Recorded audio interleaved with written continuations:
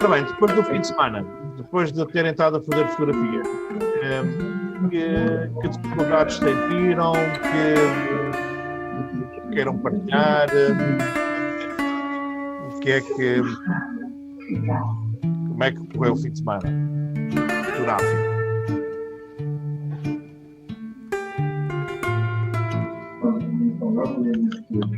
António, teve a fazer fotografias ou não? Eu, por acaso, estive a fotografar na rampa da Serra da Estrela.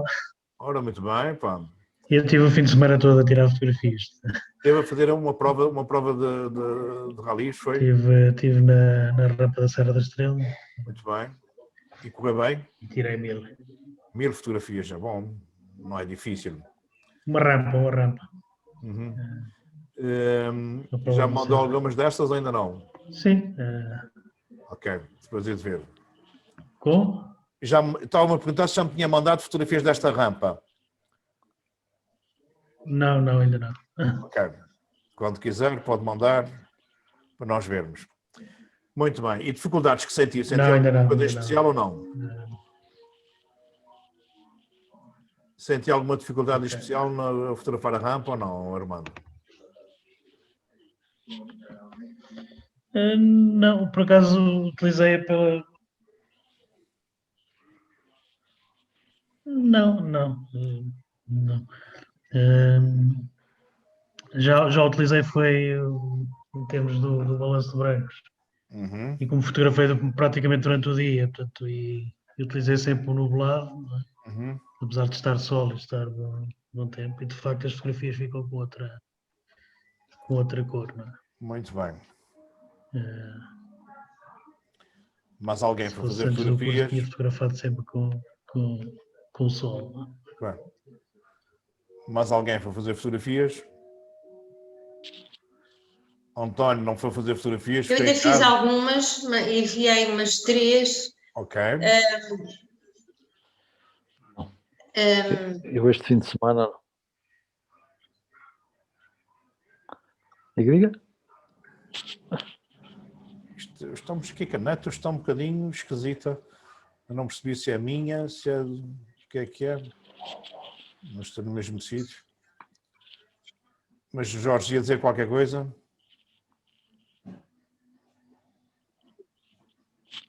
Deve ser a do José, porque eu vejo a sua imagem está muito cristalizada, José. Não, deve ser o José porque ele está É o parado. José. Mas a net está. Ouve-se, o som dá, mas a imagem. Mas a imagem para, não é? Pois. Eu realmente, de quando em quando, recebo aqui um aviso de que a internet está fraca. A imagem está parada. Este fim de semana nós tivemos aqui alguns problemas que a net parece que ainda não estão completamente resolvidos. Porque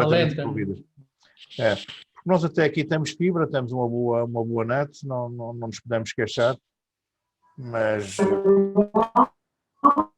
hoje parece que está aqui um bocadinho a fechar para o lento. Eu vou se calhar cancelar aqui uma coisa.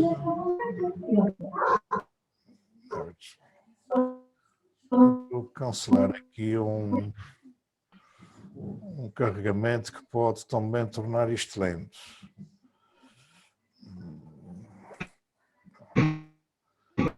A ver se fica melhor assim agora. Bom, não sei se está melhor, mas vamos tentar. Muito bem. Tem a D90, não é? É. A D90 é bastante simples. Façamos o seguinte. Amanhã, se quiser, durante o dia, pode-me ligar ou via Message ou via WhatsApp com a câmera ligada. Também. Com a câmara Sim. ligada. Pode-me ligar via Message com a sua câmara, que eu vou dando uma ajuda de todos os botões, o que é que faz, o que é que não faz, de forma a poder conhecer-lo. Está bem? Agradeço imenso, José. Qual é a melhor hora para si? Sei lá, a partir das 10 da manhã, 11 daí, está à vontade. Depois eu almoço entre o meio-dia e meia, 1h30, mas depois da parte da tarde está perfeitamente à vontade. Está bem. Tá. Até a hora da aula, aqui às 6, está bom? Está bom. Obrigada. Nada. Portanto, vamos então, vou pôr isto, não sei se já está a gravar, já está, vou partilhar com vocês então aqui o meu PowerPoint e nós vamos hoje falar sobre algo extremamente interessante e importante, que é a distância focal.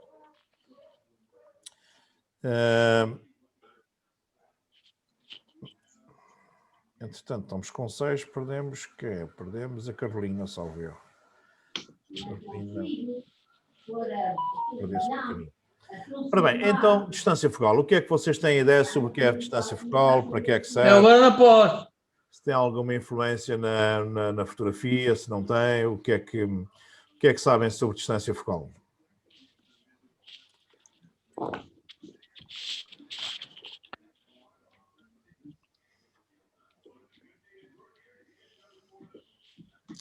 Muito bem. Então, distância focal.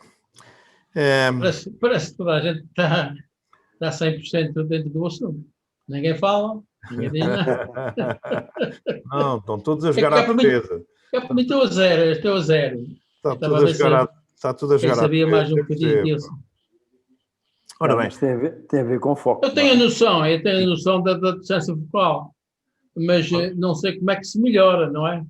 ok. Boa noite, Luís. Ora bem, a distância focal está efetivamente ligada diretamente com as objetivas. Exatamente. É uma forma de, já é uma forma, se nós já conhecíamos uma forma de definir as nossas objetivas, que era pela sua abertura máxima, agora vamos reforçar o nosso conhecimento para outra forma, para outra característica que define as nossas objetivas, que é a distância focal. E eu posso dizer que a distância focal vai influenciar brutalmente, tanto a nível estético como de conteúdo, as nossas fotografias. Uma coisa que é importante começarmos logo, para percebermos minimamente o que é a distância focal, nós sabemos que a luz circula em linha reta. E se eu tiver a fazer uma composição, por exemplo, olhando para cada um dos nossos quadradinhos que nós estamos a ver, dos nossos colegas, se olhar para uma composição em que a composição é um desses quadrados, eu sei que a informação que está do lado direito que eu estou a ver vai circular em linha reta e vai ser projetada exatamente no canto oposto do meu sensor. Ou seja, o que eu estou a ver no lado direito vai ser gravado rigorosamente do lado esquerdo. E o que eu estou a ver do lado esquerdo vai ser rigorosamente gravado no extremo oposto do lado direito. Ora bem, quando estas duas linhas extremas se cruzam, cruzam-se num ponto que foi designado de ponto nodal. Esta distância do ponto nodal ao sensor é a nossa distância focal. Eu vou mostrar aqui um esquema que é bem mais fácil nós percebermos. Isto é uma câmara fotográfica, isto é o nosso sensor, isto é o objeto, isto é a nossa objetiva que está aqui, isto é o objeto, o sujeito que nós estamos a fotografar. Reparem que a parte de cima da árvore caminha em linha reta, como a luz circula em linha reta, e vai-se projetar no lado oposto do nosso sensor. Depois, a raiz que está cá em baixo, projeta-se um feixe de luz na linha reta e que vai se projetar no lado oposto do nosso sensor. Estas duas linhas máximas que eu consigo captar na minha composição, onde se cruzarem, cruzam-se no ponto nodal. Esta distância deste ponto nodal, que é um ponto imaginário muitas das vezes, porque muitas das vezes as nossas objetivas já têm muita componente digital e não tanto só física, a distância entre este ponto nodal ao sensor, em milímetros, é a nossa distância focal. Ora bem, então a nossa distância focal é a distância entre o ponto nodal e o sensor, medida em milímetros, como é lógico. O ponto nodal é onde as luzes se cruzam. A distância focal define quando você consegue ver a partir de uma objetiva. Quanto maior o valor, mais fechado será o nosso ângulo de visão. Quanto menor for a nossa distância focal, mais aberto é e teremos um ângulo de visão muito maior. Então, a distância focal vai servir para dividir as nossas objetivas em determinados reinos ou áreas. Eu vou aproveitar esta oportunidade de falar na distância focal para falar sobre algo que define as nossas câmaras, que é o nosso sensor. As câmaras de entrada de gama, por exemplo, no caso da Canon, as 350 até 850D, a 60, 70, 80, 90D, a 7D, todas essas têm um tamanho de um sensor relativamente mais pequeno. Depois temos as câmaras ditas profissionais, a 6D, a 5D e a 1D, todas estas já têm um sensor que é chamado profissional, que é o full frame. O sensor full frame tem exatamente o mesmo tamanho que tinha os nossos negativos 35mm. Os sensores das câmaras de entrada de gama, que são os chamados fator crop ou APS-C, são sensores, no caso da Canon, 60% mais pequenos do que o full frame e, no caso da Nikon, são 50% mais pequenos do que o full frame. A Sony, eu não sei bem qual é a relação, Jorge, mas é uma questão de ver. Não sei, eu tenho uma APS-C da Sony, que é uma 6000 e tenho agora esta nova. Outra que é full frame, não é? A nova, a 7 é que é A 7 é full frame, não é? Sim, a 6000 é uma APS-C e a relação é 50%, porque ela também é 1.5. 1.5, então é 50%. Portanto, é 50%. É como a Nikon. É como a Nikon. É. Exatamente. Ora bem, tudo o que eu disse até hoje, foi sempre a pensar no full frame, mas ainda não vos tinha falado do full frame, isso para não criar confusão. Mas vou ter que falar para explicar algo que é extremamente importante, que é a nossa, qual é as grandes diferenças entre o full frame e o APS-C. Para já, numa câmara full frame, tudo o que eu vejo pelo display ou pelo visor é exatamente o que eu vou fotografar. É exatamente o que vai me aparecer no meu ficheiro. Sempre que eu estou a fotografar com uma câmara APS-C, eu vejo uma coisa e o que vai ficar registado na minha câmara é aquilo que eu vi e mais 10%. Ou seja, eu nunca vejo efetivamente o que vou fotografar. Vejo sempre menos. O que vai ficar registado é mais 10%. O que isto provoca uma confusão e provoca algumas chatices. Por exemplo, imaginemos que eu estou a fotografar uma paisagem, está lá um poste de luz e eu não quero que apareça o poste de luz. E eu faço a minha composição mesmo no limite em que não aparece o poste de luz. E depois chego a casa e vejo estar lá o poste de luz, no canto, junto ao lado direito. O que não faz sentido, portanto, é chato. Mas pronto, mas é uma das limitações das APS-Cs. Depois também, uma das confusões também, das coisas que é chata, imaginemos que eu quero que saiam dos nossos cantos linhas de força. Eu gosto muito de fazer sair dos cantos linhas de força, muitas das vezes físicas, outras vezes imaginárias, e eu num full frame coloco as linhas de força nos cantos e ela na fotografia fica exatamente no sítio onde eu coloquei. No APS-C eu ponho as linhas no canto e depois quando vejo a fotografia elas já não estão no canto, há uma margenzinha para os lados que cresceu, o que por vezes quando vou cortar pode-me penalizar a minha fotografia. Depois, quando eu falo que uma 50mm, que é o caso desta objetiva pequenina, que eu estou cansado de dizer que é uma objetiva que qualquer pessoa deveria ter no seu saco, quando eu estou a falar numa objetiva 50mm, ela é 50mm no full frame. Ou seja, as objetivas só são potencializadas na realidade da sua distância focal no full frame. Quando eu coloco uma 50mm numa câmara da APS-C, eu tenho que fazer o fator de conversão do sensor. E no caso da Canon, que é 1.6, uma 50mm fica em 80mm. Ou seja, já não é a 50mm a objetiva normal, aquela que nos dá a visão direta do ser humano. Uma 80mm já é uma pequena teleobjetiva. Já não é o ângulo de visão de 46 graus que eu pretendo. As objetivas só são efetivamente reais no full frame. No APS-C aumenta sempre a distância focal segundo o fator de conversão da objetiva. E agora, desculpe, eu pergunto, e para que é que os fabricantes não fazem tudo full frame? Não fazem por uma razão muito simples, para dividirem por Não. categorias e poderem cobrar muito mais dinheiro nas full frames. É tão simples quanto isso. É Mas só uma questão de marketing.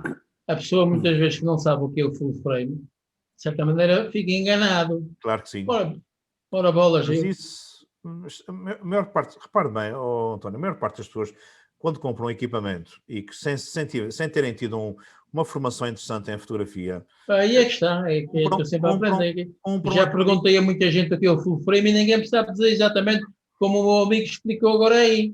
Já agora, eu sabia que a palavra full quer dizer cheio, sim, mas não sabia que ia buscar o campo que a gente está a ver. Agora aprendi que realmente é rigorosamente aquilo que a gente está a ver no objetivo. É.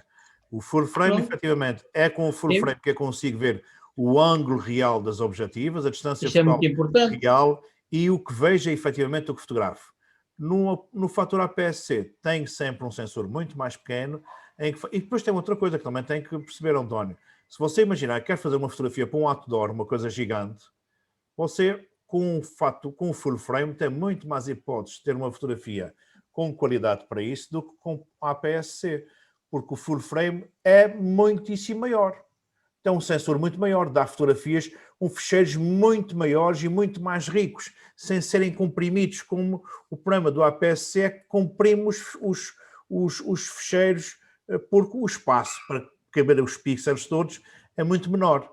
Portanto, o full frame, efetivamente, é melhor porque permite grandes ampliações, é melhor porque não comprime tanto os ficheiros, é melhor porque a distância focal real das objetivas é só no full frame e é melhor porque o que vê é efetivamente o que fotografa. Eu disse-vos no primeiro dia de formação que vos falei sobre a velocidade de obturação, eu disse-vos uma coisa extremamente importante e que disse que depois iria corrigir mais tarde.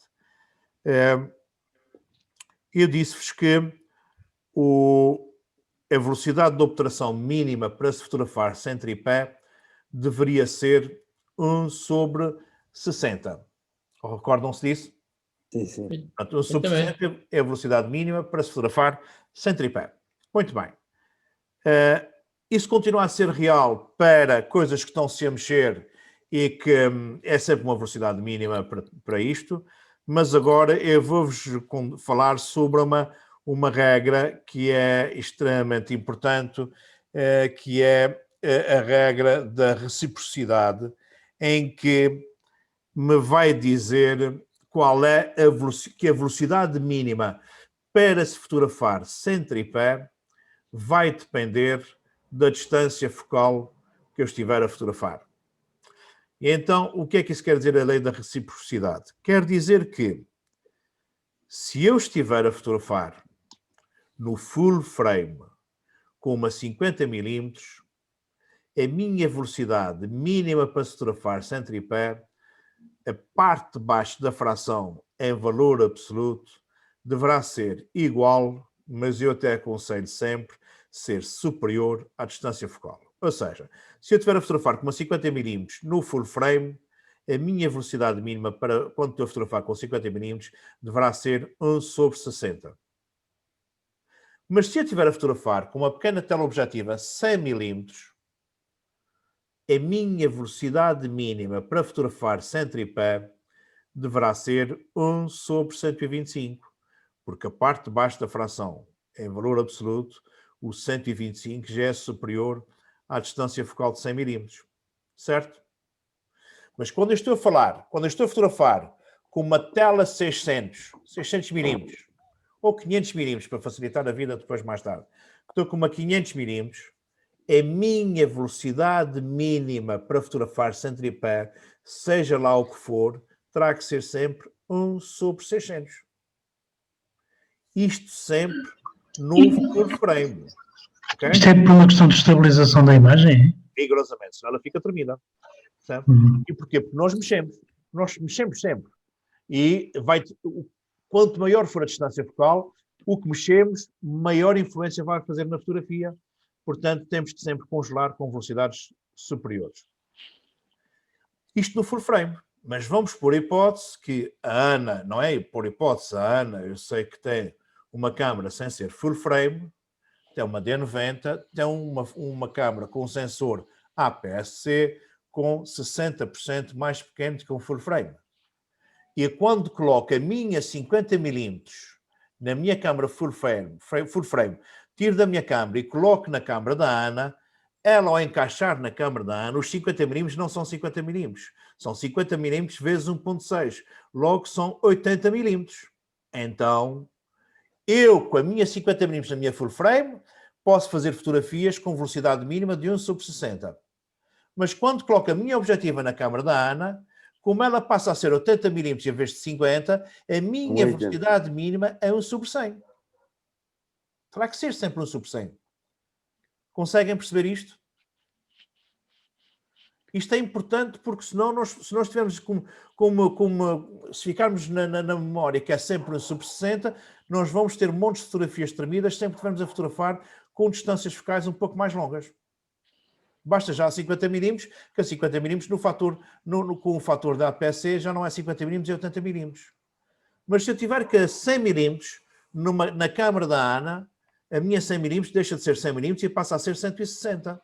160, a minha velocidade mínima para fotografar já terá que ser 1/200, em vez de 1/125 no full frame. Se eu tiver com a tela 500 do António Câmara, numa câmara da APS-C, na câmara da Ana, os 500mm já não são 500mm, são 800mm, logo a velocidade mínima para fotografar qualquer tipo de fotografia sem tripé terá que ser sempre 1/1000 avos de segundo. Certo? Mas... Para atenuar a vibração da câmara, do objetivo, aliás. Nem mais. Logo, também, se eu tiver com uma grande angular, vamos por hipótese, uma 10mm, uma grande angular, mesmo grande angular, no full frame, se eu tiver com uma grande angular, eu consigo fazer uma fotografia com 1/20, na boa, sem ficar tremido. Mas se puser a minha 10mm na câmara da Ana, ela já passa a ser 16mm. Pronto, aí por acaso é coincidente a mesma velocidade de 1/20. Mera coincidência. Ora bem, então nós temos que ter a noção de que a nossa velocidade de obturação mínima para fotografar sem tripé vai depender muito da nossa distância focal a que estamos a fotografar. E temos que ter em linha de conta. Se for uma objetiva fixa, é muito mais fácil. Imaginemos, tenho a 50mm, eu sei que estou sempre com uma 50mm ou com uma 80, se estiver num fator APS-C. Mas se estiver com uma grande angular 24-70, em que vai desde a grande angular até aos 70mm, eu tenho que ir ver a objetiva na frente, no risquinho branco, qual é a distância focal que está, para saber fazer contas e saber qual é a minha velocidade mínima para colocar na minha câmara para fotografar sem tripé. Isto é efetivamente importante, sob pena de nós não ficarmos com fotografias tremidas sem saber bem porquê, quando tínhamos a ideia de que com 1/60 era o suficiente. É o suficiente para as câmaras full frame, é o suficiente mesmo para as APS-C sempre que estamos com grandes angulares, mas basta passarmos para 50mm e já começamos a ganhar problemas e temos que efetivamente pensar em qual é a velocidade mínima de forma que as fotografias não fiquem tremidas. Portanto, então também, sempre que eu estiver a fotografar em ambientes com pouca luz, sempre que eu tiver dificuldades de ir buscar luz, então eu vou-me refugiar e fotografar com grandes angulares. Porque se eu fotografar com grandes angulares, posso baixar a minha velocidade mínima e as fotografias não vão ficar tremidas, e se eu baixar a minha velocidade, não preciso de tanta luz, não precisando de tanta luz, já consigo fazer fotografias com menos luz. Sempre que eu quiser fotografar com telas objetivas, mesmo que não seja desporto, mesmo que seja um retrato, e um retrato parado, mesmo que seja um retrato, se eu quiser fotografar com uma 500mm, e se eu tiver na câmara da Ana, uma câmara da APS-C, eu estou a fotografar com 800mm. Se estou a fotografar com 800mm, eu tenho que utilizar sempre 1/1000 como a minha velocidade mínima não por ser desporto, mas sim porque se fizer com uma velocidade mais baixa, ela vai ficar tremida, tanto mais que não seja por causa do suporte das minhas mãos, tanto mais que não seja por causa da minha respiração. Portanto, a distância focal, para além de vir a ter um efeito estético extremamente importante na fotografia, como já vamos ver, também tem um busiris da questão extremamente importante, que é a velocidade mínima para se fotografar. Correto? É só uma pergunta. Com o tripé não há essas limitações? Não. Com o tripé deixamos de ter um problema de estabilização, passamos a ter o problema só do movimento que possa acontecer com o sujeito. Claro. Ok? Mas em relação ao nosso movimento já não há problema. Percebe?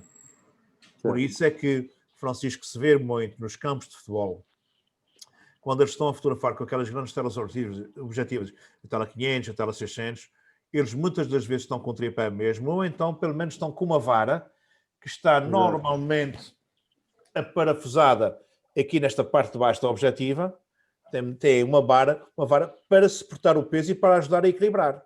Percebe? Ajuda a equilibrar. Porque isto, efetivamente, elas são pesadas e desequilibra muito, provocam desequilíbrios e provocam turbulência que penaliza brutalmente a definição da fotografia. Eu penso que foi o Armando que me mandou uma libelinha fotografada em que ela não está congelada, provavelmente porque a velocidade de obturação era muito baixa. E não tanto pelo movimento dela, mas porque estava a utilizar uma tela objetiva. E sempre que se utiliza uma tela objetiva, temos de ter isso em linha de conta, certo? Eu ali não, já não sei, já não me lembro, por acaso, mas eu fiz ali um truque porque a libelinha já estava morta. Por isso não... Ok, mas pronto, mas mesmo morta, se eventualmente tenha utilizado uma tela objetiva, já ela ficou tremida por isso, percebe? Então é isso, então ela está tremida, é porque a distância focal era longa e não foi o suficiente para congelar o movimento. Ok? Ok. Muito bem. Isso também tem a ver com a profundidade de campo, não é? A profundidade de campo é outra coisa, que a distância focal, a profundidade de campo vai ser influenciada por N fatores, por quase todos os fatores que nós já demos até agora, percebe?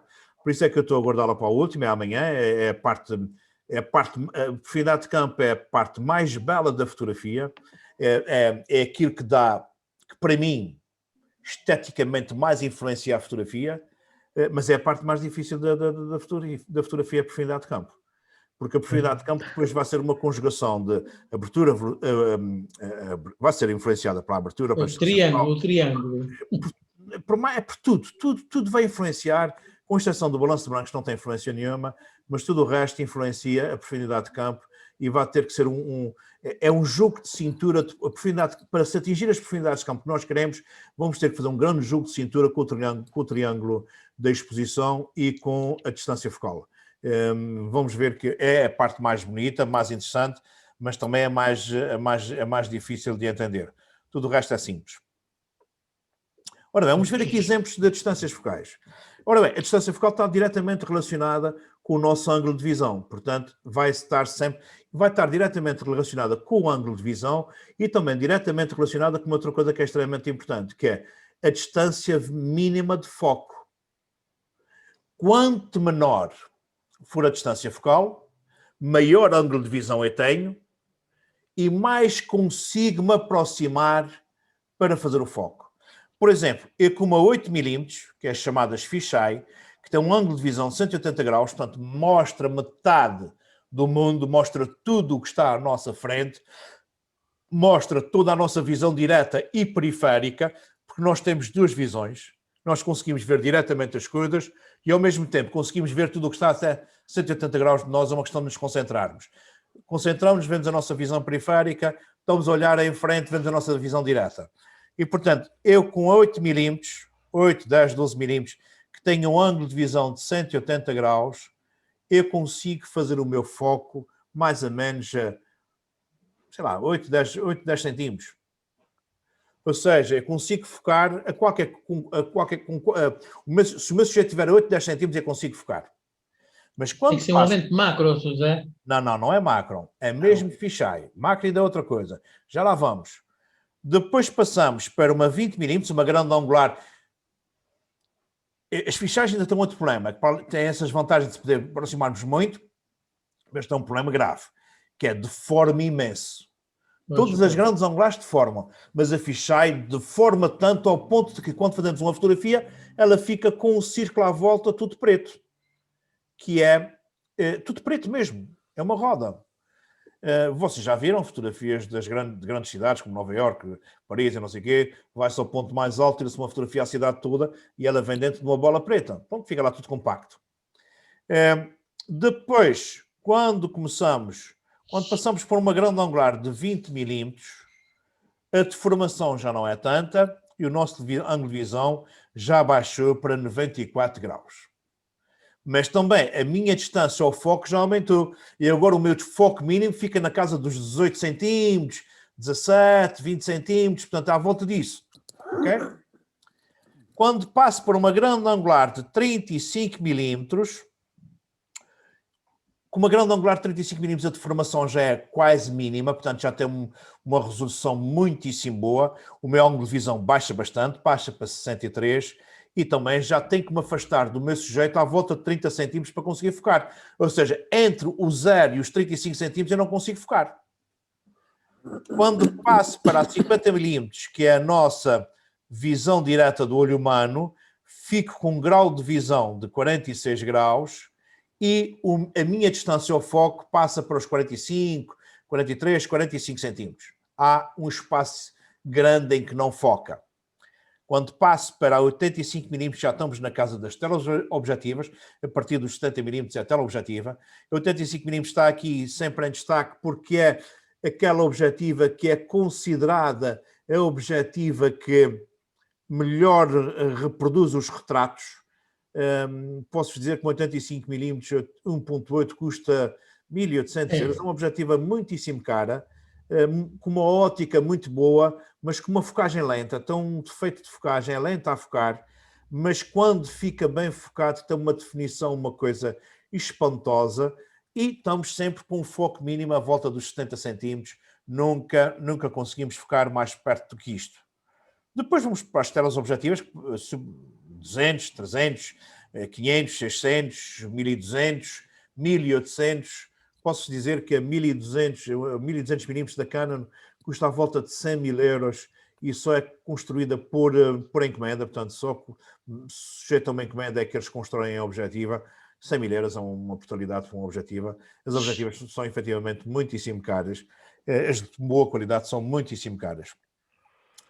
Portanto, então, a relação entre a distância focal, o ângulo de visão e a aproximação do foco é diretamente proporcional, tal como a velocidade mínima também de focagem. Ora bem, ainda voltando aqui à nossa teoria da regra da reciprocidade, que eu já vos tentei explicar, mas pronto, mas fica aqui só algumas notas para perceberem bem a definição. É devido ao facto de nós humanos não conseguirmos ficar completamente imóveis, principalmente quando estamos segurando um objeto como uma câmara. Os movimentos causados pelo nosso corpo podem mover a mesma e introduzir um borrão nas imagens, ou seja, provocar trepidação, provocar aquele efeito de fantasma em que as coisas ficam tremidas. A premissa básica da região de reciprocidade é que a velocidade de obturador da sua câmara deve ser, pelo menos, recíproca à eficácia do comprimento focal da lente, da objetiva. O que é o número recíproco? O recíproco de um número é o inverso multiplicativo do número, ou, por outras palavras, 1 dividido pelo número. Por exemplo, o recíproco de 100 é 1 sobre 100. Então, se eu tiver com uma distância focal de 100 mm, a minha velocidade mínima deverá ser pelo menos 1 sobre 100. Mas eu aconselho mais 1 sobre 125, um bocadinho mais rápido, de forma a que as coisas fiquem muito bem. É certo que hoje nós temos as objetivas com estabilizador de imagem. Acho que foi a Ana Pimentel que me perguntou o que era o IS, o SM, não foi? Ora bem, isso é exatamente a estabilização de imagem, a estabilização da objetiva. Ou seja, quando as objetivas têm estabilização, eu sempre posso tremer um bocadinho e os motores que lá estão dentro tentam estabilizar a imagem fazendo movimentos contrários à minha trepidação. Isso é como nos paquetes, nós vamos no paquete, há ondas e nós não sentimos as ondas, porque sempre que há um vazio da onda, há motores que mandam projeções de ar ou de água e o barco fica estabilizado e não aqui os da engenharia sabem bem isso como é que funciona. Não dá aqueles mergulhos. Não dá os mergulhos. Ora bem, a mesma coisa acontece. E ainda por cima agora com as mirrorless, que eu posso-vos dizer que a Canon, pelo menos, é aquela que acompanhar as câmaras, as marcas todas é uma coisa que eu não faria mais nada. Mas pronto, mas ainda na câmara de paixão que eu tenho, que é a Canon, eu vou acompanhando os modelos que vão saindo, tanto mais para não seja, para estar informado. E eles agora nas mirrorless film frame que eles lançaram, a R5 e a R6, que custam fortunas. A R6 custa 4.000 e tal euros, portanto está ao mesmo preço. Não, é ao contrário, José. A R5 R6 2000 e tal e a R5 é R5, embora o número, eu recíproco, o número mais baixo é mais caro. Ora bem, é capaz de ser R5. Bom, isto realmente é o R5. Nunca tive com elas na mão. Uma delas é que é muito mais cara e que tem uma estabilização dentro do corpo de tal forma que eles garantem que, mesmo com 1/8 de segundo, nós conseguimos fazer fotografias à mão e as fotografias não ficam tremidas. Ora bem, isto realmente estamos a tender para uma situação em que qualquer dia não temos que pensar muito, é só carregar ou deixar e dizer, tira a fotografia e ela faz como um robô. Claro que isso começa a perder a sua piada. Começa a perder a piada. Mas essa piada, quando se perde, é preciso ter muitos cifrões disponíveis. E, portanto, como a maioria dos mortais não tem essa disponibilidade, temos que saber, efetivamente, como nos proteger pela regra geral de como as coisas funcionam. Só uma pergunta. Estas novas câmaras que estão agora a aparecer, nomeadamente na Canon, vão acabar com as tradicionais que nós temos? Eu acho que é a tendência. Eu vou ser sincero, Armando. Quando elas surgiram a princípio, eu não acreditava. Não acreditava mesmo, até porque pronto, elas eram muito revivalistas. Faziam lembrar as câmaras analógicas, com as rodinhas, pronto, foram concebidas para um público na casa dos 50 anos, que já tinha fotografado com as câmaras analógicas e que as sociedades levavam a comprar aquele novo equipamento. Depois eram muito levinhas, tinham uma boa qualidade óptica, ainda não era uma reflex, mas tinham a grande vantagem de serem muito mais leves e muito mais coisa. A Sony, em particular, e a Fuji apostaram forte e feio nas mirrorless e desenvolveram uma tecnologia, software muitíssimo bom e desenvolveram ópticas muito boas. São muito caras. O grande problema de nos virarmos para a mirrorless é que é comprar tudo de novo. É comprar tudo de novo. Eu acho que, para mim, o conceito de mirrorless acho fantástico com as objetivas fixas. Ou seja, ter, por exemplo, ter uma full frame e ter, por exemplo, uma 24mm, ter uma 50 e, por exemplo, uma 100mm. Eu acho que com essas três objetivas, e que são pequenas, não dão nas vistas, e uma mirrorless, nós cobrimos todo o tipo de fotografia e temos um conceito muito interessante. Quando começamos a colocar, como eles estão a colocar, 70-200 que têm 4, 5 vezes o tamanho da câmara, que são enormes e que ficam extremamente desproporcionais em frente às câmaras, eu acho que aquilo não faz muito sentido, percebe? Ou as objetivas vão ter que encolher muito o tamanho, que isto vai custar muito... E o peso. Ou então não faz sentido.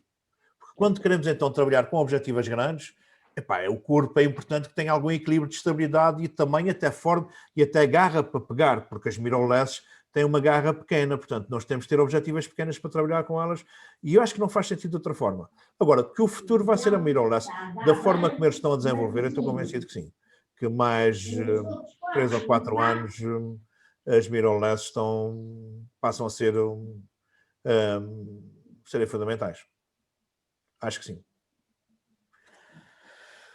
Ora bem, então sempre que eu estiver a fotografar com uma câmera full frame e com uma objetiva de 50mm, a minha velocidade de obturação deverá ser pelo menos 1/60. Mas se estiver com uma 100mm, deverá ser pelo menos com 1/125. Caso contrário, o risco das fotografias ficarem tremidas é grande. Então. Ora bem, a distância focal, as objetivas são conhecidas por duas características. A abertura máxima, como já nos tínhamos falado, uma 50 mm pode ser 1.8, 1.4, 1.2, ou então e também, não é então, e também pela sua distância focal. Então, os nossos objetivos são conhecidos. 50 mm é a minha distância focal e a abertura máxima é 1.2, 1.4 ou 1.8. Tal como os zooms também, eu tenho uma 24-70, portanto, eu tenho uma objetiva que começa nos 24 mm, numa grande angular, e acaba nos 70 mm, numa pequena teleobjetiva, e se for 2.8 é a abertura máxima, se for f4 é a abertura máxima. A distância focal irá dividir as nossas objetivas em três grandes categorias. As grandes angulares, a objetiva normal, dita normal, que é 50, 60 mm, e as telas objetivas.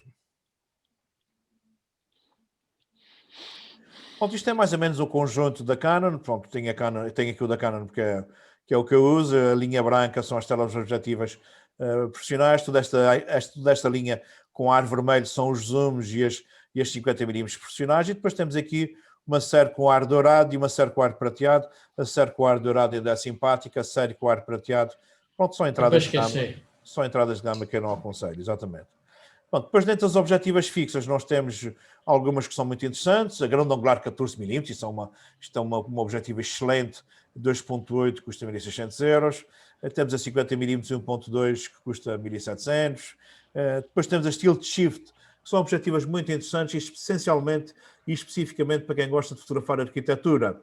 E porquê? As tilt shifts funcionam em tripé e depois tem aqui essas duas rodinhas, esta e esta, que vão servir para afinar as linhas verticais e horizontais de um edifício de forma que fiquem paralelos.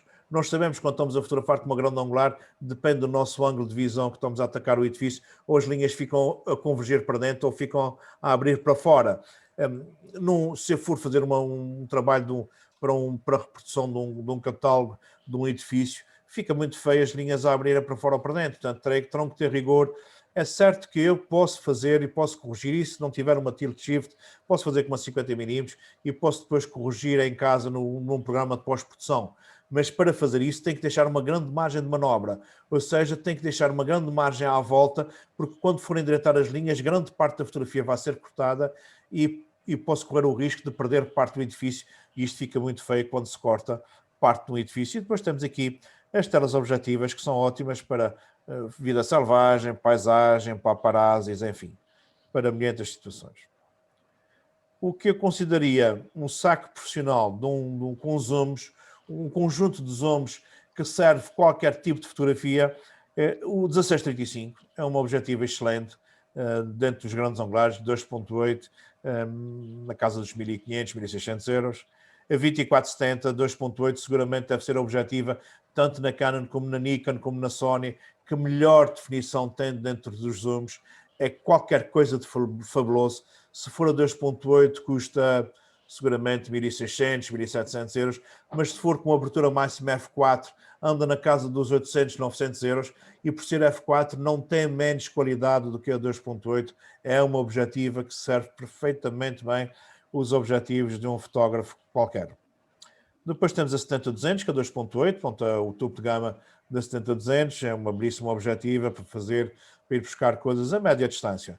E pronto, e para quem gosta de passarada, tem aqui uma 100-400, que é uma objetiva que já foge um bocadinho àquela relação que eu aconselho, mas que os técnicos dizem que é muito boa. Há uma relação, há uma forma de saber se os nossos zooms são de boa qualidade ou não. Os engenheiros ópticos dizem que uma boa objetiva zoom, a distância focal máxima não deve ultrapassar 3 vezes a distância focal mínima. Vou-vos dar aqui um exemplo. Por exemplo, a 2470. 3 vezes 24 são 72, não é? Ora bem, exato. Se ela... É? Exato, 72. Se ela é 70, está abaixo dos 72, que é o máximo, que é o 3 vezes a mínima. Aqui é 16,35. 3 vezes 16 são 52, salvo erro, não é? Perto disso, o 35 está muito abaixo do limite. o 70-200, 3 vezes 70 são 210, portanto o 200 está abaixo do 210. Portanto, é uma belíssima objetiva. Esta já foge um bocadinho. É 100-400, 3 vezes 100 são 300, o 400 já está acima. Mas dizem que ela tem excelentes resultados. Portanto, sempre que eu tiver uma 70-300, uma objetiva que não funciona. Há até umas 18-300, que são assim uns números muito malucos. Há umas 100-500, que são coisas absurdas. E essas objetivas até são baratas, apesar de ter amplitudes de distância focal muito grandes, mas não funcionam porque há certas zonas há algumas distâncias focais intermédias em que nem focam, em que diz que está focado, mas nunca está focado. Portanto, ter uma objetiva que nos vai falhar no foco é um crime antes de não ter. Portanto, é preferível comprar menos, comprar uma objetiva de 2 em 2 anos, 3 em 3 anos, 4 em 4 anos, mas quando se comprar uma objetiva, que seja uma coisa discreta, porque é um investimento para o resto da vida. Depois temos aqui... Ora bem, então nas grandes angulares, temos, por exemplo, aqui a 14mm, que são excelentes para fazer fotografia de paisagem. Porquê? Porque apanham muito, apanham a imensidade da paisagem. Depois são ótimas para fotojornalismo, porque apanham... Pode-se fazer fotografias muito próximas. E não só. Uma das características das grandes angulares é que exageram imenso o primeiro plano em relação ao fundo. Elas valorizam muito o primeiro plano. Vamos por hipótese, eu estou a fotografar uma frente de uma manifestação. Se eu me aproximar muito da frente da manifestação, a manifestação vai parecer que está entrando por dentro da câmara e torna uma dimensão tremenda. E o fundo fica sempre longe, fica sempre diminuído. Portanto, exagera imenso o primeiro plano em relação ao fundo. Sempre que eu estou a fotografar com uma objetiva normal, e eu costumo contar essa história, se eu fosse para uma ilha deserta e só pudesse levar uma objetiva, eu levava a 50mm, com 50mm eu faço tudo. Para a sua qualidade e por tudo o resto, e para a sua versatilidade. Se eu quiser fazer uma fotografia de paisagem e não tiver uma grande angular, eu posso fazer uma série de fotografias sobrepostas e depois no computador junto uma panorâmica e fica uma fotografia como se fosse uma grande angular, com a grande vantagem que não tem a deformação, porque as grandes angulares também têm uma coisa que deformam os cantos, tanto que é preciso ter-se cuidado quando se está a fazer uma fotografia com uma 14mm, num quarto pequeno em que eu quero apanhar um grupo muito grande. Se as pessoas que estão no limite da fotografia ficam no limite da composição, as pessoas dos cantos, dos limites, ficam muito mais gordas do que as pessoas do meio. Portanto, ficam demasiadamente arredondadas, ficam de forma, de criar deformações que a objetiva normal já não tem. E se eu fizer uma composição com 6, 7 fotografias para mostrar uma paisagem grande, nada tem deformação. Depois são ótimas para fotografar com muito pouca luz, com luz ambiente, principalmente com pouca luz. São excelentes para fotojornalismo, porque passam despercebidas, são muito pequeninas, é como se nós não tivéssemos quase não intimida absolutamente nada. Excelentes para retrato do meu corpo. O fisheye, o olho de peixe, pronto, é uma objetiva que não é barata, ainda custa para aí uns 700, 800 euros, que eu nunca compraria porque acho que é extremamente limitada, a não ser se gostasse de fazer-se fotografia subaquática, porque ela exagera brutalmente a deformação, tem um ângulo de visão estúpido, tem uma grande distorção, mas em fotografia subaquática tem uma coisa muito interessante, que é a possibilidade de conseguir focar a 8, 10 centímetros. E um dos problemas da fotografia subaquática é a matéria que tem suspensão. Se eu tiver a fotografar um peixe a 1 metro ou meio metro de distância, se tiver muita matéria em suspensão, o peixe vai ficar velado, vai ficar com muita imperfeição. Se eu me conseguir aproximar a 8, 10 centímetros e focar na mesma e apanhar o peixe todo, porque isso apanha tudo, portanto a matéria em suspensão quase que não existe e eu ganho de definição, e como não tem linhas de referência, linhas retas, portanto, a deformação, eu não consigo perceber se é deformação natural ou não. E pronto, e depois para aquelas especificidades que serve de fotografar a cidade toda e faz-se uma fotografia e todas as outras são iguais, portanto não faz sentido. Macro, sim, eu gosto muito desta objetiva, tenho uma 100mm e gosto muito dela porque já consegue-se fazer grandes ampliações, consegue-se fazer macros e depois é excelente para fazer retrato, porque os 100 mm está muito próximo da distância focal dos 85 mm, que é a distância mais correta para fazer fotografia de retrato, e depois também dá para fazer paisagem, pequenos close-ups da paisagem, dão fotografias muito interessantes. A grande vantagem da 100 mm é que, tal como eu já vos disse, na distância focal, que eu, com uma 100 mm, eu consigo, a aproximação mínima é à volta dos 75, 80 centímetros, portanto não consigo focar entretanto, mas com uma macro, há um vazio enorme entre os 70 e 80 centímetros e depois os 10, 8, 9 centímetros. Ela volta a conseguir focar entre os 2 e os 10 centímetros, o que eu consigo fazer uma mosca exatamente no seu tamanho enorme, porque consigo me aproximar 2, 3 centímetros da mosca e fazer a fotografia, principalmente se ela já estiver moribunda, porque se ela estiver bem ativa, eu se me aproximo, ela voa, ela foge, e já não consigo fazer a macro. Mas por acaso tenho uma destas, tenho um objetivo igual a esta, eu adoro esse objetivo. Quando é um objeto que não me consigo aproximar muito, ela vai-me dar uma perspectiva espetacular. Gosto também muito, mas eu digo-lhe uma coisa, amigo António, você não tem tempo para tirar partido de todos os objetivos que você tem, pá. Não. Você vai ter que viver mais 100 anos para tirar partido dos objetivos que tem, pá. Aquele exemplo das 4 primeiras que mostrei ali, eu por acaso tenho-as todas. Mas eu sei que sim. E mais esta? Eu não tinha dúvidas disso, pá. Você tem realmente o que de melhor há na fotografia, isso eu não tenho dúvida. Eu sou um nabo, a fotografia, sou um nabo, mas gosto. Mas tem uma paixão por isto. É verdade.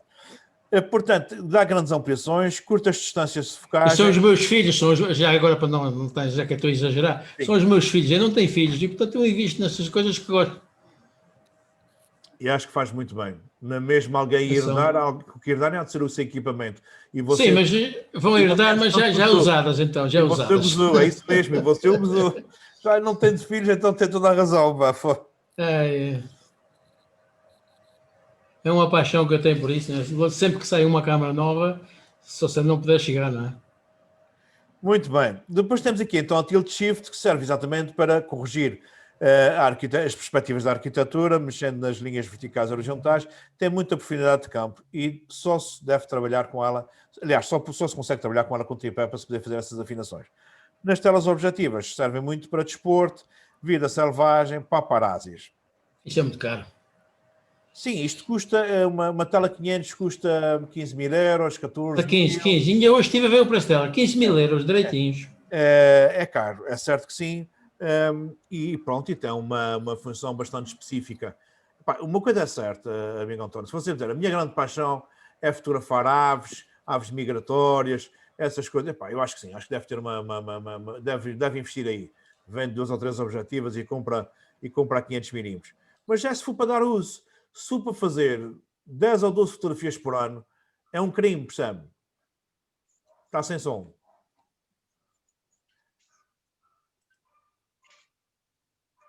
E estas objetivas podem ser para alugar, não é? Sim, em Lisboa há mercado de alugar, não sei se no Porto está, mas em Lisboa sei que se alugam objetivas ao dia. Pronto, você, por exemplo, quer fazer uma... Mas, por exemplo, no seu caso, Armando, que gosta muito de desporto de rally, eu nunca o aconselharia uma tela 500. Nunca. As grandes objetivas para você terá que ser... Tem a 100-400 e a 70-200, não é? 70-200, nem era a 100-400, para mim era a 70-200, a 24-70 e a 16-35. Você, com essas 3 objetivas, cobre todo o tipo de desporto. Porque com uma 70-200, você 200 milímetros, você para apanhar o carro todo, com a 200 milímetros, tem que estar a 50, 70 metros do carro. Isto é uma distância imensa, quer dizer, se você se tiver algum cartão de poder fotografar próximo da pista, você não precisa mais do que isso, percebe?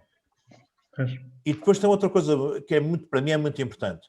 A 70-200 2.8 tem uma rapidez de foco fenomenal. E em desporto a rapidez de foco é fundamental, porque a velocidade é muito grande e ele vai ter que focar permanentemente e não pode-se perder do foco. Portanto, eu tenho essa e tenho a 100-400.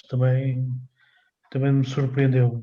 Não é tão rápida a focar. Não é. Nem é tão luminosa, não é tão rápida. É mais para passarada, não tanto para desporto automóvel, na minha opinião.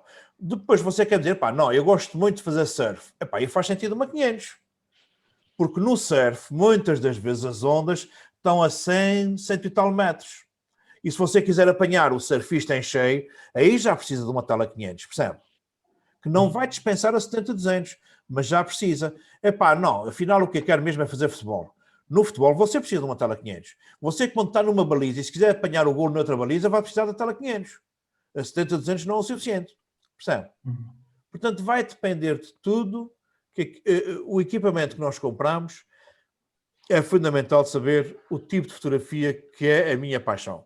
O que é que eu quero mesmo fotografar? Ou por rentabilização financeira, ou por paixão. E depois vai depender de tudo, percebe? Claro que há gostos que são mais complicados. Tudo o que for desporto e espetáculos noturnos requer equipamentos muitíssimo bons. Tudo o resto, quase todo o equipamento serve para fazer fotografia. Assim que essas Diz António? objetivas são realmente muito pesadas, então para a minha idade já é muito pesado. Agora parece que já estão a fabricar em carbono, vamos ver se fica mais leve, não sei. Sim, mas vai custar uma fortuna. Veja lá.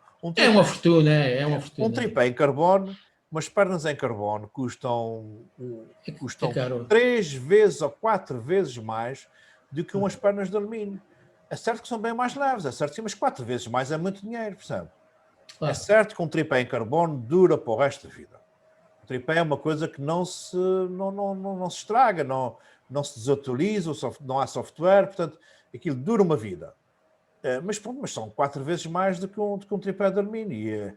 E as objetivas, se forem feitas em carbono, vão custar uma fortuna. Jesus. Vão custar uma fortuna. É uma fortuna, é.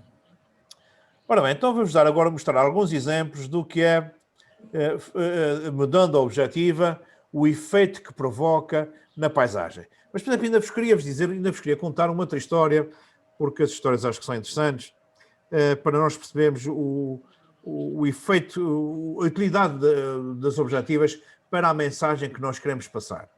E nós estamos permanentemente a ser bombardeados nos noticiários por televisões muito semelhantes, mas com ligações políticas diferentes e que nos bombardeiam com a mesma notícia e com mensagens completamente antagónicas.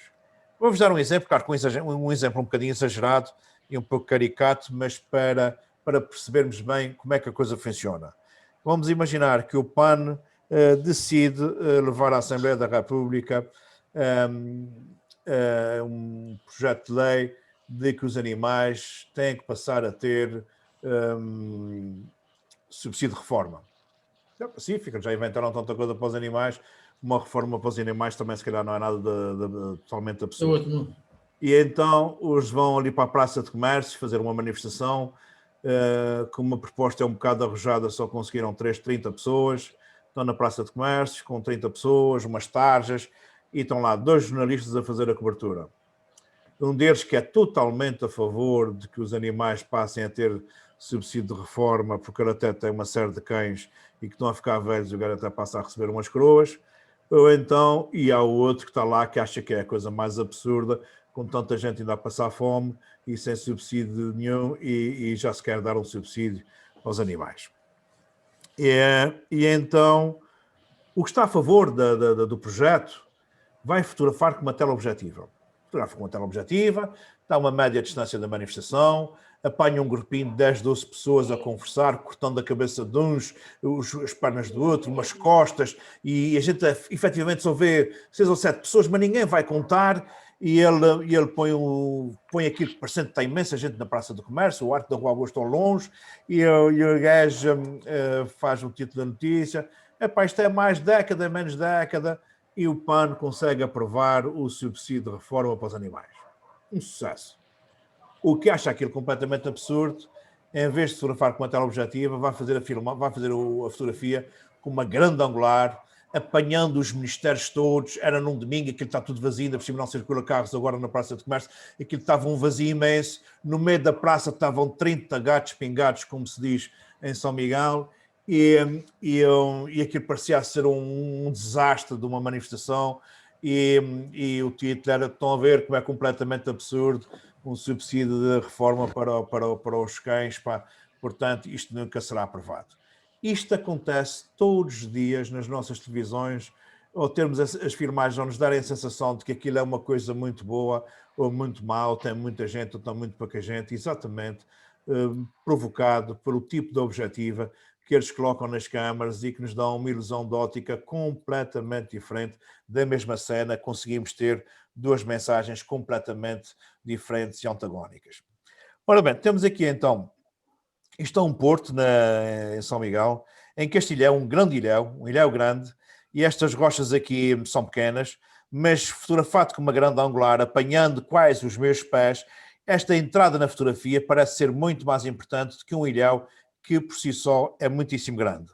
Reparem que isto também está tudo formado, isto aqui está tudo arredondado, porque as grandes angulares deformam imensos limites da fotografia. Passei por uma 24mm, uma grande angular que já não dá quase deformação nenhuma, as proporções já ficam muito mais corretas, o ilhéu já está bem maior, já não apanha o primeiro plano, já não tem deformações nos lados e já começo a perceber que tenho um ilhéu grande na minha frente. Passei para uma 70mm, ou seja, é 24-70, passei para a 70mm e já só apanho um bocadinho de uma parede, pode ser um ilhéu, como pode ser uma encosta, pode ser outra coisa qualquer, já só apanho uma parte, não tenho deformação absolutamente nenhuma e já estou a dar um aspecto da paisagem totalmente diferente. Passei para a 200mm, é na 70-200, e reparem que isto pode ser uma parede qualquer, em que tem aqui já uma endémica, um braçal, que já começa a ser o motivo da minha fotografia. Não satisfeito ainda com o grau de aproximação, passei por uma 420mm, que é um tela 300 com um conversor 1.4, e o braçal é o único motivo da minha paisagem, da minha fotografia, e isto pode ser em qualquer parte do mundo, indo muito longe desta fotografia inicial, que não tem nada já a ver com todo este processo de aproximação. Ou seja, quando estamos a fotografar uma paisagem, quando estamos a fotografar seja lá o que for, modifiquem, passem pelas vossas várias distâncias focais e vão ver que vão ter aspectos da paisagem completamente diferentes. Este, por exemplo, um bom exemplo é Piódon, uma das aldeias históricas de Portugal que eu gosto muito. Este aqui é com uma grande angular extrema, 16mm. Esta aqui é com uma 35. Reparem que aqui as linhas verticais estão a abrir para fora, estão a deformar. Aqui não, aqui as linhas já estão direitas. Uma outra coisa que as grandes angulares, as super grandes angulares dão, há um intimismo muito grande entre o sujeito e quem está a fotografar, entre o fotógrafo e o sujeito. Parece que eu faço parte do telhado. Aqui parece que eu sou uma extensão do telhado. Reparem que aqui com 35mm já ganhei alguma distância. É o telhado e eu, já não há esta simbiose. Eu gosto muito da simbiose nos dada pelas super grandes angulares. Mais uma aqui, agora na Lagoa das Sete Cidades, com uma 24mm, uma grande angular, portanto apanhei um bocado grande da lagoa com esta construção, aqui com a 70mm, que é uma pequena teleobjetiva, fui só buscar este bocadinho, e esta fotografia sim pode ser no Canadá, pode ser na Suíça, pode ser em qualquer parte do mundo. Esta aqui, para quem conhece os Açores, para quem conhece a Lagoa das Sete Cidades em São Miguel, sabe efetivamente que é na Ilha de São Miguel. Isto não é identificável, portanto, mudar a objetiva muda completamente aquilo que nós fotografamos e a intenção e o sujeito muda completamente só por mudarmos de objetiva. Uma super grande angular, as super grandes angulares dão muito dramatismo à fotografia, acentuam muito os céus, as nuvens ficam muito bem esgalhadas, o movimento fica muito dramático. Reparem que eu apanhei esta baía toda e aqui é que está a acontecer esta arrebentação que eu fui buscar com uma super teleobjetiva em que as proporções estão perfeitas, temos a dimensão correta, temos motivo de escala e não temos deformação nenhuma. É uma grande onda, mas esta é muito mais dramática do que esta efetivamente. Quando é que devemos utilizar os teleconversores? Não. Sempre que eu preciso potencializar a distância focal. Por exemplo, numa 24-70, se eu utilizar o 1.4, o 70mm fica com mais 40%, portanto fica com mais 30%, fica com 100%, e o 70mm fica o 24 fica com mais 30%, portanto fica nos 37 ou 38, mais ou menos, e o 70mm fica no 100%. portanto, amplio, aumento 40% nas minhas distâncias focais. Tenho um problema, sempre que utilizo o conversor 1.4, eu perco um f-stop. Por exemplo, se a objetiva for f4, de abertura máxima, ela passa a ser com 5.6. Escurece um f-stop. Sempre que eu uso o conversor vezes 2, ele duplica uma distância focal.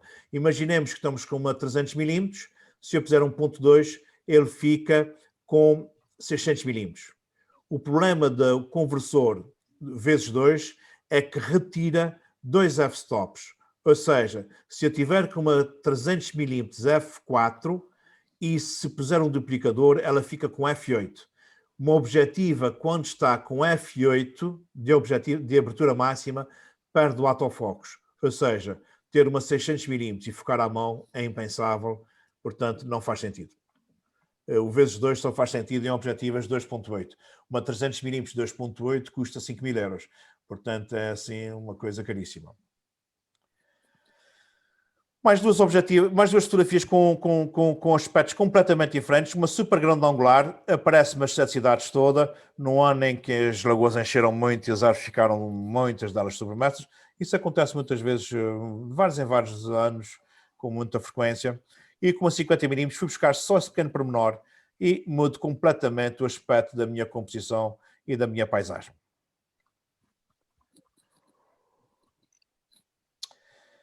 Mais duas fotografias comparando a super grande angular com uma grande angular de 35 mm. Reparem, a super grande angular de forma imensa, dá muita energia. Aqui as ondas parecem com energia, as nuvens ficam muito bem esgalhadas. Aqui passei para 35 mm e já não tenho essa sensação. É uma fotografia de paisagem sem deformação, menos dinâmica. Mas se fosse, por exemplo, para vender esta fotografia ao padre da freguesia de São Roque, para ele mandar um postal aos paraquianos, esta fotografia enobrece mais a igreja do que esta. Esta aqui, a igreja, está perdida no meio desta paisagem bem esgalhada, mas perde importância. Aqui sim, ela já ganhou importância e, portanto, seria uma boa fotografia para vender ao padre. Claro que ele depois não quer comprar, quer oferecido. Epá, eu também não tenho pecados para comprar, também não vale a pena oferecer. Novamente nos picos da Europa, com uma grande angular mesmo. Repare que esta pedra deve ter para aí 80 centímetros, 1 metro, tanto, e parece gigantesca comparado com esta agulha que tem 200, 300, 400 metros.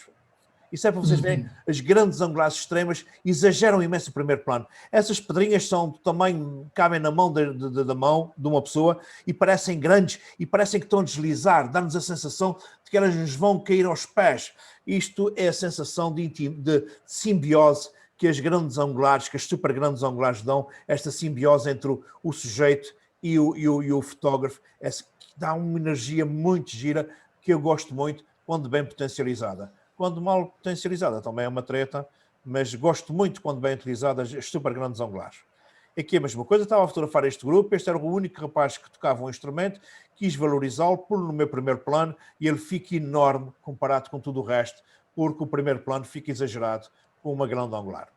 Por exemplo, se me pedissem para fotografar um Mini e quisessem que eu desse ao Mini a dimensão de um grande carro, eu nunca iria fotografar com uma 50 mm, eu iria fotografar com uma grande angular, chegava-me a meio metro do Mini à frente do carro, os faróis ficavam enormes, a frente da grelha ficava enorme e o resto do carro não me interessava e dava a sensação de que era um grande carro, uma grande frente.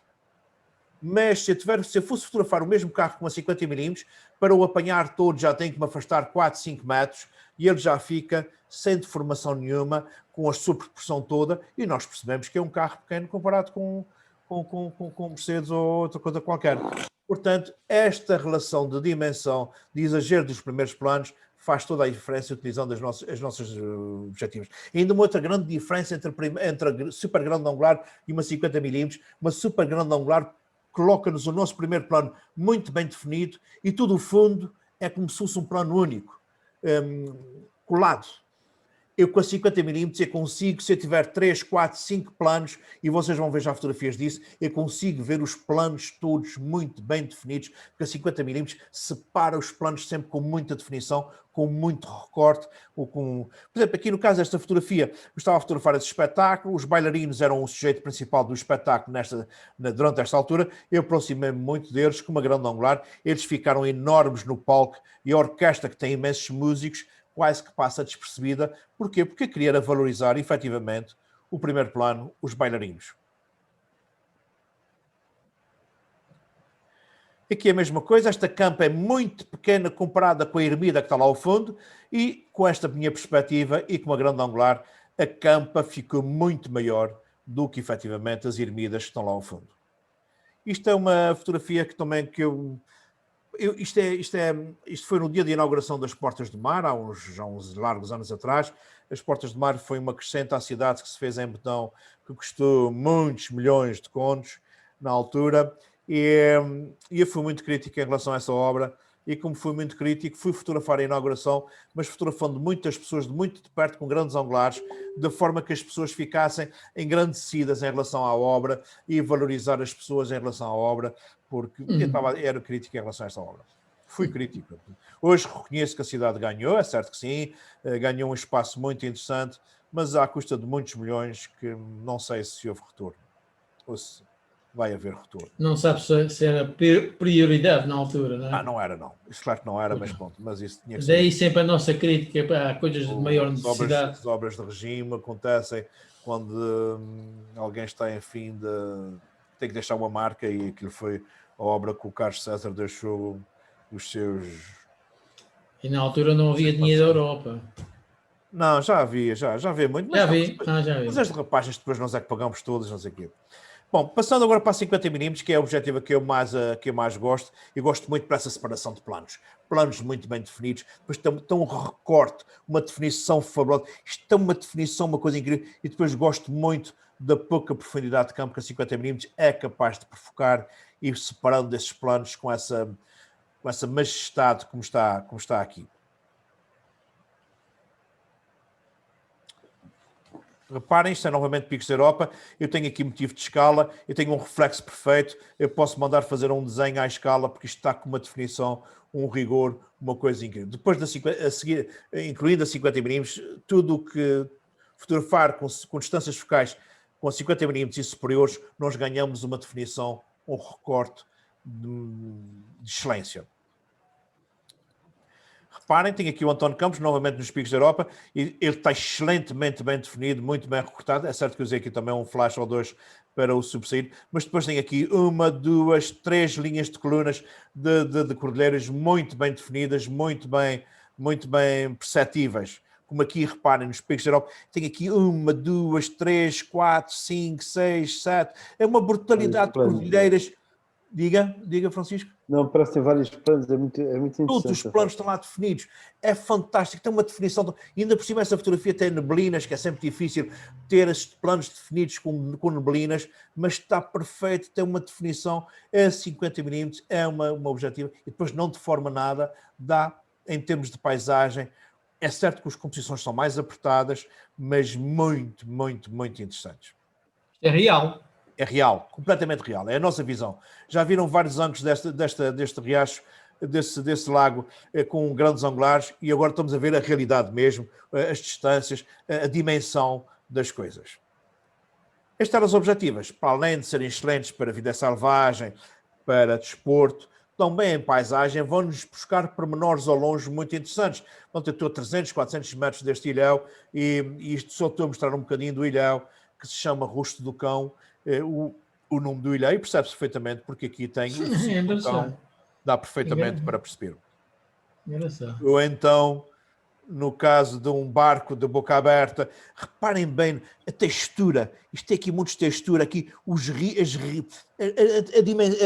a percepção dos ângulos todos é de uma definição, que as telas objetivas, quando de boa qualidade e bem utilizadas, têm um recorte, uma definição fantástica, e depois normalmente nas telas objetivas o fundo fica assim um abstrato que não nos distrai absolutamente com nada. Isso é excelente para retrato, é excelente para pormenores, porque o fundo é quase sempre como nunca existisse, é sempre um abstrato. É muito importante escolher uma cor única para nos dar esse efeito tão interessante, como por exemplo aqui nesta flor, que é de uma das... infestantes das ilhas dos Açores, numas ilhas chama-se Cana Roca, noutras Conteira. É uma infestante, mas tem uma flor muito bonita. E reparem que com a tela objetiva, o meu fundo, eu não me distrai absolutamente com nada, eu tenho este recorte magnífico de todos os pormenores. As telas objetivas são excelentes. Nas flores temos muito disso. Sim, baldio, é selvagem, a flor selvagem. Isso é uma invasora que foi introduzida e que hoje é uma praga. É uma praga. A tela 300 fixa é uma objetiva que aconselho. Por exemplo, o Armando tem a 100-400, até a 70-200. Eu se calhar não teria comprado a 100-400, mas tinha comprado a 300. Porquê? Porque a 300 fixa, quando quisesse ir buscar coisas mais ao longe, e é muito rápida a focar, porque é uma objetiva fixa, f4 tem uma definição excelente e ainda é mais barata do que a 100-400. A 100 também tem a 100, eu acho a 100 muito boa. A 100 é excelente para retrato e para pequenos pormenores da paisagem. A minha foca bem, eu acho que foca bem. Foca muito bem, a 100mm foca muito. A 100-400 é que não é tão boa em foco como a 100mm. Ora bem, isto é uma fotografia tirada nas festas de Santo Cristo. Pronto, para quem é de São Miguel sabe logo identificar o tipo de festa, o tipo de dia, qual é a situação. E eu só tenho uma mão focada. Eu adoro fazer esse tipo de fotografias em que só tenho um pormenor focado e mesmo assim a fotografia conta a história para quem conhece o contexto e, portanto, este tipo de fotografia conceptual é a minha onda de fotografia cada vez mais e aquela que mais prazer me dá a fotografar. Não tenho uma tilt shift, queria fazer esta fotografia, a antiga fábrica do açúcar, que transforma a beterraba em açúcar. Estas chaminés já estão, a maior parte delas demolidas, já têm só um bocadinho desta. Em Santa Clara, não é? Em Santa Clara. Como não tenho uma tilt shift, eu utilizei uma tela objetiva que não deforma nada, tenho que estar a 400, 500 metros de distância, num dia de boa luz, consegue-se fazer isso e, portanto, tenho um resultado fantástico. Ou pequenos pormenores numa roda de um carro de boi, ou na ponte das 7 cidades, em que tem 7 ou 8 arcos, eu só mostro 12,5 e um bocadinho, e esse reflexo, essa luz lindíssima a bater nas rochas. Essa está linda, a linha do horizonte está perfeita. Sim, está muito bem. Esta é na fábrica da Gorriana. Não usou nada para endireitar isto, está tal e qual como nasceu. Está tal e qual como... Essas coisas têm que ser feitas o melhor possível no terreno, sob pena de perder depois algumas coisas importantes. Um pequeno pormenor de uma fábrica, ou então vida selvagem mesmo. E são os garajaus, para quem não, principalmente para quem não é dos Açores, é capaz de não conhecer essa curiosidade. 1/3 da população mundial de garajaus vem passar o verão aos Açores. Isso é para vocês verem o quanto bom é os Açores para ninificar. Portanto, podem ver. Rabo de peixe aparece muito. Em todas as ilhas são à volta de 100 a 120 mil que vêm todos os anos ninificar, chegam em abril e vão-se embora em outubro. E vão para onde? Vão para a África do Sul. Vão para a África do Sul. Gostam de um lugar quente. Tem que ser. Agora vão passar o inverno para a África do Sul e vêm passar o verão para cá. Aqui é que ninificam. Eu estou a 4, 5 metros do garajal e, portanto, isto está perfeito, não tem crop nenhum, é exatamente como fotografei. O foco ali acima do olho, mais ou menos, não? O foco é no olho mesmo. É no olho, mais ou menos. Se ele ainda por cima estava parado, portanto, não foi mesmo no olho. Bom, também serve para ir buscar construções muito, muito longe na paisagem. Esta agulha nos Picos de Europa estava a quilómetros. Enfim, novamente uma fotografia que poderia ser tilt shift, não é? Não tenho uma tilt shift. Estou a 300 metros da cidade, no Porto, e, portanto, fotografei o casario com as linhas verticais e horizontais completamente aqui distantes e perfeitas, e, portanto, não há deformação nenhuma. Isso é tudo barroco, não é? Tudo barroco. Não, também tem a Manuelino. Isso é clássico. Isso é recente. Isto é tudo muito recente. É uma mistura. São construções do século XX, todas estas, isso é marginal. São todas, posso dizer, até são da segunda metade do século XX, porque a marginal foi em 1950 e qualquer coisa que se fez a marginal. Ora, muito bem. Bom descanso. Hoje foi o único dia que eu consegui cumprir o horário ao milímetro. Isto não é fácil, pá. É mesmo difícil calcular o tempo. Pá. Estamos todos a aprender, não é? Bom, meus amigos, eu sei que esta matéria hoje tem um bocadinho de física e de matemática que possa ser um bocadinho mais aborrecida, mas depois na prática o que nós temos que perceber e ter muita linha de conta é a velocidade mínima para se fotografar dependente da distância focal e depois com a prática perceber para cada tipo de fotografia qual é a objetiva que nos vai potencializar mais a nossa composição, o nosso produto final. Amanhã vamos dar uma coisa que é a parte que eu mais gosto da fotografia. E que é mais difícil. Que é mais difícil também, que é a profundidade de campo. Mas podem estar descansados, que eu vou-vos passar exercícios para vocês para eu ter a certeza que vocês irão conseguir atingir os meus objetivos. Entretanto, principalmente para aqueles que estão com mais tempo livre, eu sei que nem sempre o facto de estar reformado é sinónimo de tempo livre, mas É para verdade, aqueles, é verdade. mas pronto, mas sei que sim, e é muito bom estar-se reformado com muita ocupação. Mas se a fotografia também puder ser um bocadinho, tirem um bocadinho de tempo, pratiquem um bocadinho isso, façam fotografias com várias velocidades, com várias objetivas, com várias situações de luz e vão-me enviando para eu ir analisando e vos ir ajudando a corrigir algumas dificuldades que vocês possam ter e de forma a potencializarmos as fotografias. Pá, façam isso, podem ter a certeza que só vão ganhar com isso. Diga, Jorge. Eu precisava realmente de uma ajuda por causa do WhatsApp, porque eu não estou a conseguir de forma nenhuma. Faça-me o seguinte. Amanhã, quando tiver tempo, coisa assim, ligue-me e nós já fazemos uma videoconferência para o Messenger, ou coisa assim parecida, e eu vou-lhe ajudar a ver como é que é possível ajudar nessa história. Nem consigo entrar no seu computador por, como é que se chama, o I não sei quantos, não é? Está aqui esta história.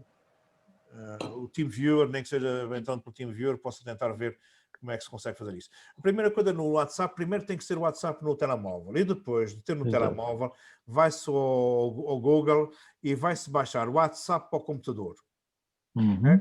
Depois de ter o WhatsApp no computador, aquilo sincroniza-se com o telemóvel e o computador através de uma função muito simples, que é, já lhe digo, a função é muito simples, porque é com QR Code. O WhatsApp no computador apresenta um QR Code e terá que o ler com o computador, com o telemóvel, terá que o ler numa função que é, se eu conseguir, mas isso é amanhã, ajude-o na boa. Essa parte eu consigo fazer. Mas depois naqueles 3 pontinhos do WhatsApp do telemóvel diz WhatsApp App Web. Entrando aí, aparece um leitor de QR Code. Exato. E, portanto, e depois é só fazer essa leitura. Pá, isto é simples. Eu só não consigo depois descobrir o caminho. Então, ok.